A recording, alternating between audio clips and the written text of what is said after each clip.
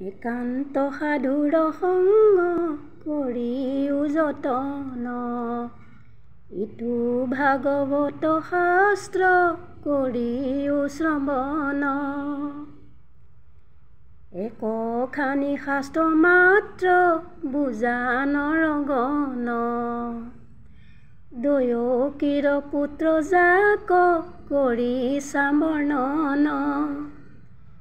ভজনীয় দেৱ একে দয়কীৰ সুত তান পাৱে সেৱা মাত্ৰ কৰ্ময়দভূত মনটো একে ঈশ্বৰ কৃষ্ণৰ নাম চয় এহি মানে শাস্ত্ৰৰ অৰ্থ কৰিও আশ্ৰয়। ঈশ্বৰৰ লীলা কথাক কবিয়ে ব্যাখ্যা কৰি কৈছে যে সাধুৰ সংগত একমাত্ৰ শাস্ত্ৰ ভাগৱত শ্ৰৱণ এক ভজনীয় দেৱ দৈৱকীৰ পুত্ৰক সেৱা তেওঁৰ নাম লোৱা মনুষ্যৰ বাবে একান্ত প্ৰয়োজন।